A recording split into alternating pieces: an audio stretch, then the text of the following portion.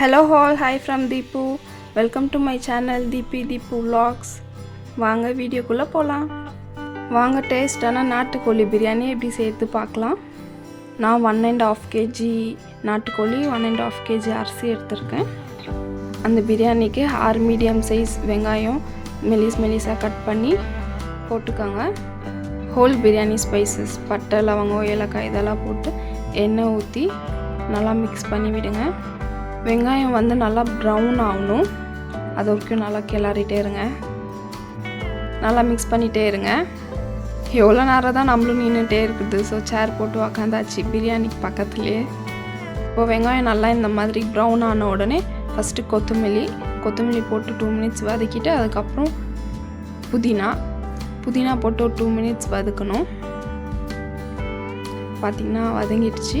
இப்போது நான் எப்பயுமே சக்தி மிளகாத்தூள் தான் போடுவேன் பிரியாணிக்கு.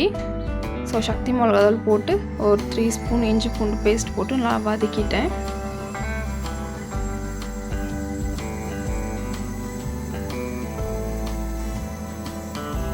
இப்போ பார்த்திங்கன்னா நல்லா வதங்கிடுச்சு.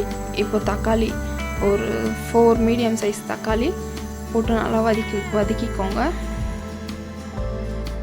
இப்போது ஒரு 100 ml தயிர் ஊற்றி நல்லா வதக்கிக்கோங்க.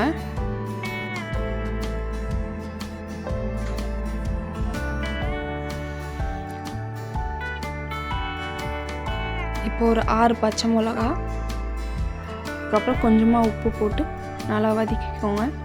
நான் ஃபஸ்ட்டு சிக்கனை கொஞ்சம் குக்கரில் போட்டு வேக வச்சுட்டேன். கொஞ்சமாக மிளகாத்தூள் மஞ்சத்தூள் உப்பு போட்டு நல்லா வேக வச்சுட்டேன்.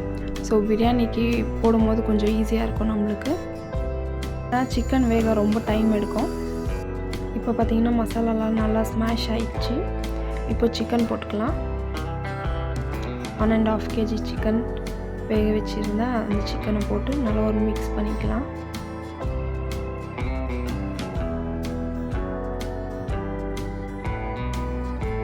இப்போ பார்த்திங்கன்னா நல்லா மிக்ஸ் ஆகிடுச்சு. இப்போது நான் 3 பாவு அரிசி போட்டிருந்தேன். அதுக்கு 6 சொம்பு தண்ணி ஊற்றணும். ஸோ அந்த சிக்கன் வேக வச்சுருந்த தண்ணி அது கூட இன்னும் எக்ஸ்ட்ரா எவ்வளோ தண்ணி ஊற்றணுமோ அவ்வளோ தண்ணி ஊற்றிட்டு க்ளோஸ் பண்ணி விட்டோன்னா நல்லா கொதிக்கும். கொதிச்சதுக்கப்புறம் அரிசி போட்டுக்கலாம். பார்த்திங்கன்னா நல்லா கொதிச்சிடுச்சு. இப்போ அரிசி போட்டுக்கலாம்.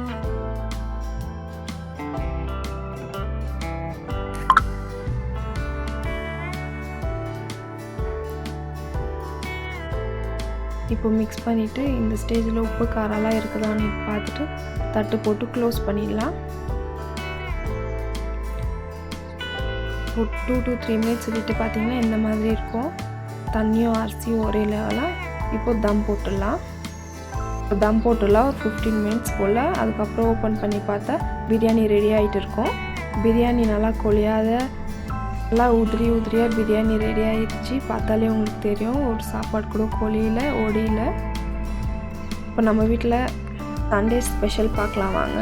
ஃபிஷ் ஃப்ரை, அதுக்கப்புறம் கோழி இருக்குது பார்த்திங்களா, அதோட லிவர், அதுக்கப்புறம் இது மட்டன் லிவர். நான் மட்டன் லிவர் சாப்பிட மாட்டேன், அதனால ஸோ எனக்கு மட்டும் கொஞ்சமாக சிக்கன் ஃப்ரை, அப்புறம் பிரியாணி. இதுதான் சண்டே ஸ்பெஷல். சண்டே நைட்டே மறுபடியும் வீட்டுக்கு வந்தாச்சு ஊர்லேருந்து. மார்னிங்கே ஹஸ்பண்ட் வேலைக்கு போயிட்டாங்க, பாப்பாவும் ஸ்கூலுக்கு போயிட்டா. ஸோ வீட்டில் இருந்த சின்ன வேலைங்கெல்லாம் பீரோ க்ளீன் பண்ணுறது இதெல்லாம் பண்ணிகிட்டு இருந்தேன். துணியெல்லாம் எடுத்து போட்டு மடித்து பீரோவில் அரேஞ்ச் பண்ணி வச்சுட்டு இருந்தேன். கவின் விடவே இல்லை. வா ஹாலுக்கு போகலாம், டிவி பார்க்கலான்ட்டு இசுத்துட்டே இருந்தான். அதுக்கப்புறம் பிளான்ஸ் எல்லாம் இப்படி இருக்குன்னுட்டு மேலேருந்து எடுத்து கீழே வச்சு பார்த்துட்டு இருந்தேன்.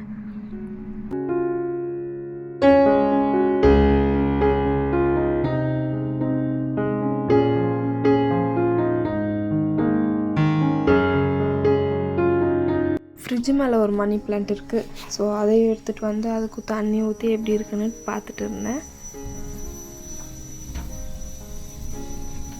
அதுக்கப்புறம் வீடு பெருக்குனா வேலை முடிஞ்சிட்டோம். ஸோ வீடு பெருக்கிட்டேன். ஸோ என் வீடியோஸ் பிடிச்சிருந்தா சப்ஸ்கிரைப் பண்ணுங்கள், லைக் பண்ணுங்கள். பாய்.